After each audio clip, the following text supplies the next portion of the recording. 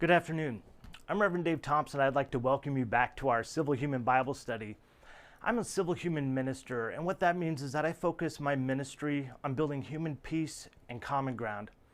And in that effort, I'm going to attempt to find those truths and those teachings in the scriptures today that I feel are applicable across the board to all humans in a civil manner, which means respecting our basic shared human needs, the need to make our own decisions about the things we can't prove to one another, the need to be independent from control, the need to vote for those who will have control over us, the need to intimately love, and the need to live and let live. I'm so glad to have you back today. We're continuing in the book of Matthew. We're starting now in 16 verses 1 through 4. So let's go ahead and dive into that.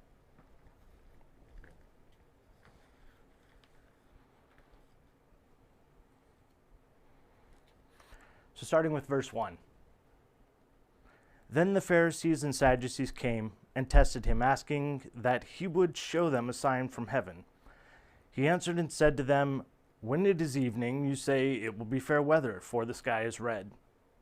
And in the morning, it will be foul weather today, for the sky is red and threatening.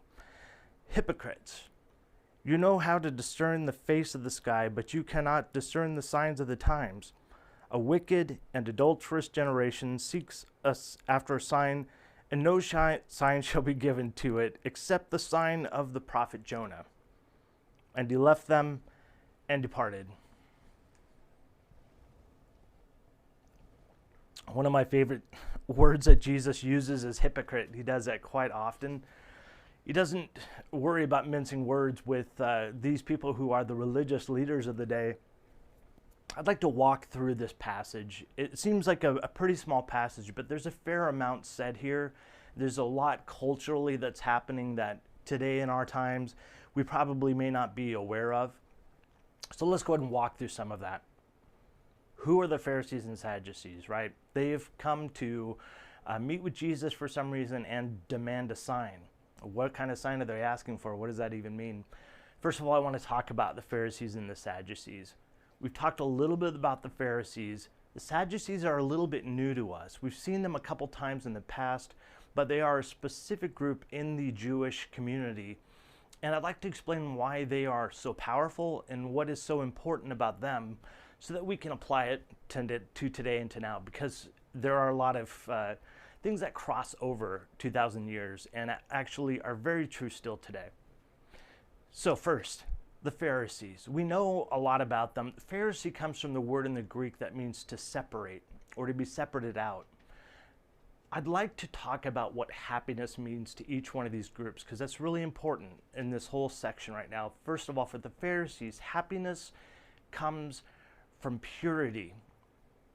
And that purity is the separation and public obedience of the tradition and the social rules of the kingdom of Israel. They are essentially a caste of individuals who have declared themselves as purists. They want to do everything that they can to observe every single tradition that's been passed down, every single law, every single commandment of God. And there's two things, right? There's this commandments of God, the 10 Commandments you probably heard, but there's this whole other stream of traditions that have been handed down from generation to generation. Things like working on the Sabbath and what you can do on the Sabbath since you're supposed to rest. Things like whether you should wash your hands before eating a meal, whether you should put dishes in the same place with yeast and flour. There's all these really specific rules, and the Pharisees decided that their happiness and that happiness in general is created by following these traditions and these rituals. And important part of this, it's all public. Giving, fasting, praying, mourning, everything's done in public for everyone else to see, because it's all about people being able to designate and see that you are pure for God, and so therefore are going to be happy. They also are nationalists. So they do not like Rome, of course, overtaking them, and they don't like the religious class. They don't like the Sadducees, which we'll talk about in just a second. They are looking to make Israel great, once again and impose their outward religious purity rules and social rules of tradition upon the whole people of Israel. So who are the Sadducees? They're the second group that are in this context today. So the Sadducees are this group of elite class in the kingdom of Israel.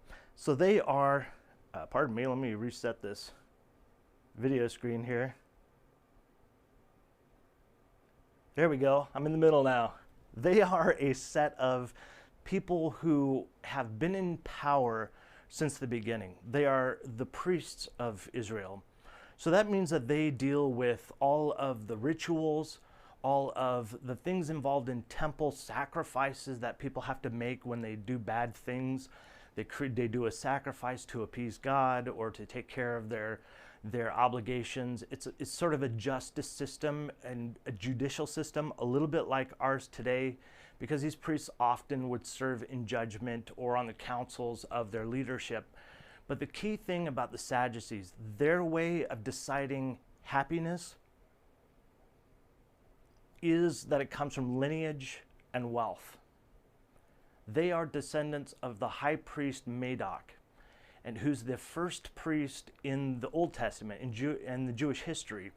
So they are the elite class who are basic descendants. So it's really all about the bloodline. It's all about power and wealth, because being priests mean that you control a lot of what the people need. A lot of people don't realize the temple was also where everybody got meat. There weren't really butchers of the day. Maybe later there was, but everybody sacrificed these animals in order to appease God and to appease the rules so that they could be considered correct and right in society. And all this meat had to go somewhere. And so usually it was, of course, filling the temple with a lot of product that they could sell, which they would to people who needed meat to eat. So it was an interesting position that they had, a lot of power politically, a lot of power in wealth. And because they were all about their lineage, it's kept them in power. The only thing that we see in the modern day like that is maybe in India, where the Brahmin caste or people in the Indian culture are the priests and the descendants of priests who generally are more educated. They're generally wealthier compared to the rest of Indian people. So that's kind of what's happening in Israel right now. Those two sects are really important in Jesus' day. Okay, so where does Jesus fit in all this? How does he define happiness? We've talked about this in Matthew chapter 5, right? So happiness is developed and created as a result of following these virtues: compassion, love, self-restraint, humility. Jesus's ideal and prospect of happiness is following these virtues. Has nothing to do with following all of these traditions and rules that the Pharisees are concerned about. Has nothing to do with all the rituals and all the temple and sacrifices and all the lineage and power that is and wealth that is provided within the Sadducees' perspective. Happiness has nothing to do with privilege or wealth, has nothing to do with outward purity or praying a certain amount of times or going to church every Sunday. It has to do with following these virtues. And these other two groups do not like it. They don't like it because people, everyday people, common people, see the value of it. They see that they can attain some place in the kingdom of God, that they can have some sense of worth and value and goodness, because it doesn't cost them anything to be compassionate. It doesn't cost them anything to show self-restraint. They don't have to worry about their lineage to be humble or to consider other people better than themselves. In fact, a lot of them already have compassion because they've been through a lot of what other people have been through, those who are poor and suffering. And they show self-restraint because they know if they don't, they're going to have somebody not show self-restraint back to them. So they're very aware of what Jesus is teaching, and it makes a whole lot of sense to them. And it makes sense where God and the universe and their whole prospect and worldview of life is. And so he is basically decloaking the Pharisees and the Sadducees and showing them for what they are, as these power-hungry groups who are oppressing the people through either these laws that are publicly obeyed or these rituals that cost them all this money that they've got to do. And these laws and traditions that the Pharisees do are so burdensome, are so many and so oppressive that even they who dedicate themselves full time to this purity still can't quite get there. But imagine anybody who basically has a job or a family. These individuals are having a real tough time struggling with all that. So they have come because they don't like Jesus, because they have their different worldview, and they're demanding a sign and saying, Jesus, look, if you want to claim to be this important person, we want you to prove it by providing a sign from heaven.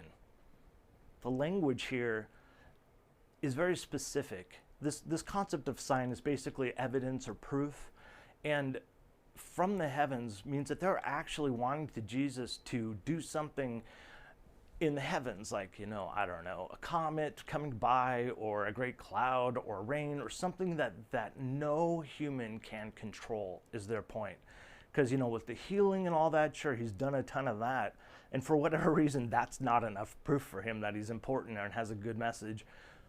But now they want him basically to act and do something that only God could do, or somebody in control in the heavens. And Jesus rightfully snickers a bit to this, right? He's a little bit taken back and saying, how do you not see the signs all around you? You claim to be these religious leaders, but you've missed the signs around you. And he points to this, looking at the weather, as this metaphor of how they're missing the whole point. We actually used that for the same phrase that they did 2,000 years ago. Red at night, sailors delight, and then red in the morning, sailors take warning. It's basically the same statement. So what's wonderful about the reality of weather in the universe is it doesn't change really around us. It's still the same as it was back then. And so these Pharisees have not been paying attention to the signs that there's trouble. And Jesus is trying to point them to that direction. They don't see the trouble, right? Because for the Sadducees, they're wealthy and in power, and they are following the ritual, and that's what makes happiness. They don't see the poor suffering because they think that, as well as the Pharisees, think that their suffering is because they don't do the ritual, and for the Pharisees, that they don't follow all these traditions and laws. Jesus, of course, is seeing the suffering. He's with the people who are having to live this oppressive life. The poor, the sick, the disenfranchised, those who have been kicked out of church, and even the Gentiles, or people who are not Jewish. They missed the whole point because they were looking to the wrong happiness. And that's where Jesus is really bringing it about here. And then he calls them troublemakers and adulterers. He says evil people and adulterers. That word evil we've seen before. It's ponero, which means to be somebody who causes trouble or causes chaos or social unrest. It's that concept of the suffering that comes from poor decision making or from bad choices. So Jesus points to them and says, look, you are a generation, these leaders, of people who are making it terrible for society. It's not happy. These people are not happy. They're suffering.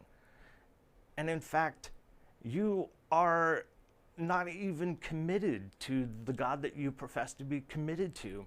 You're doing all these rituals. You're doing all these public laws and these purity laws, but you don't follow the basic values of God, the basic rules, the universal rules that do not change. And that is being compassionate and being self-restrained and humble and being peacemakers. These are the things that are the basis and the foundation of this faith, this worldview of basically the heavens and the universe, but you are ignoring them and imposing these other things on the people.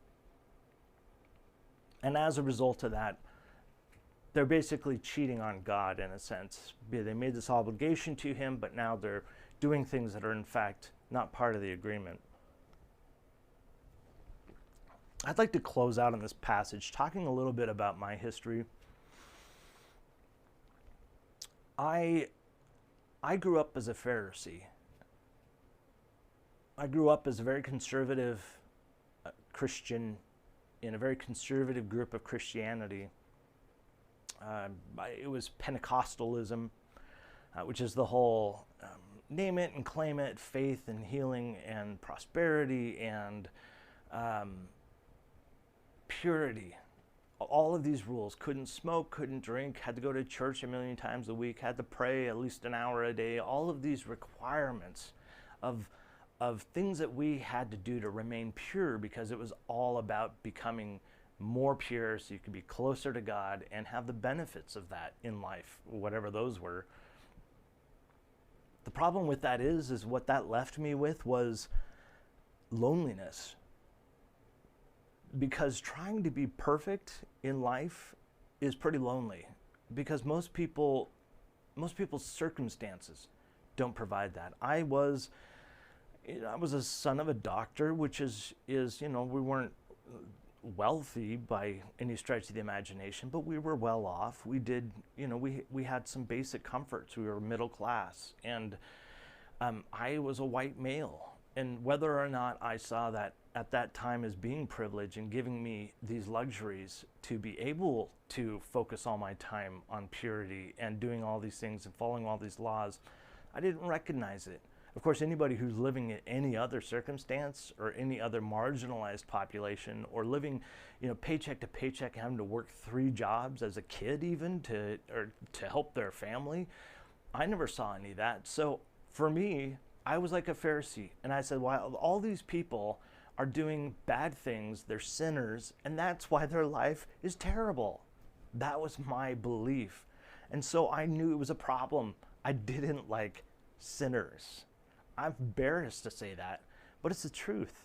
This worldview, thinking that happiness is derived from all these purities and obeying all these social traditions, that left me hating my neighbor, which was a violation of the basic core of our beliefs, and I knew that.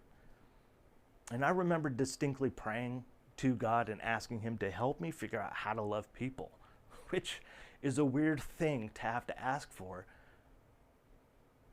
And it wasn't until I was sort of broken down in life where I learned just how stupid I was and just how imperfect, and that my life could create chaos as well. And I was basically broken down.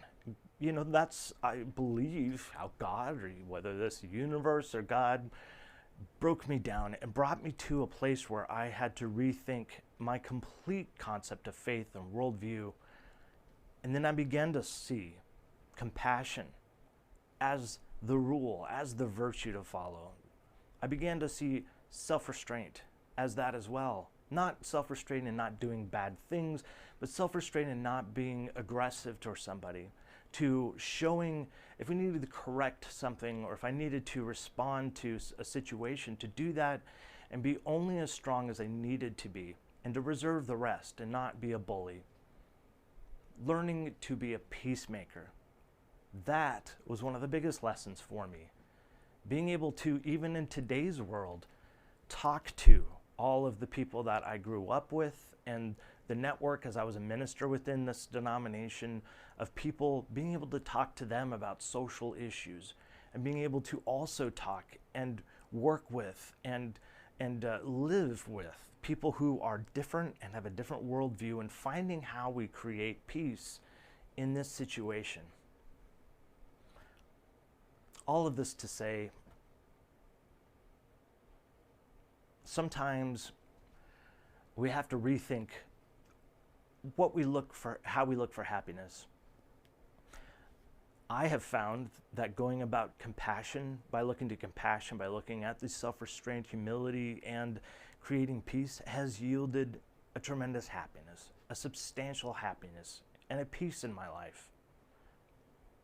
And as I observe others who are not compassionate, who are arrogant, who are bullies, and who create division, these people, you can read it on their faces how unhappy they are. They may be wealthy, they may have power, but inside they are miserable. Although they would never put that out there publicly because they're not supposed to. I hope this conversation has been interesting, and helpful. And maybe my story has been helpful as well. Today in our world, we have a similar situation happening. The people that I grew up with have not changed at all. They've not seen that following these traditions are not what we're supposed to do, that we're supposed to follow these virtues, and that imposing these traditions and these rules upon society as a nation is not going to fix anything, but it's only going to create suffering, like it did back in Jesus' day when the Pharisees tried to do that. And until we all together, Christian, Buddhist, Hindu, Islam, whatever it is that you are, being compassionate is a universal truth. Being humble, those are universal virtues. And I would encourage you to think about those and to maybe meditate on those a little bit. Thank you for joining me today. I appreciate your time so much. I appreciate your reflections. Please leave comments on the video below. I really appreciate those. And if it's clarification you need, I'll try to respond back. If you have thoughts or reflections, provide it there because other people may need to hear what you have to say. Until tomorrow, live weekdays at noon, I want to say to you that I love you. And I hope that you choose to love yourself. It's the only love that we have any control over in this world. Now I invite you to join me as we go about the rest of our day, loving our neighbor.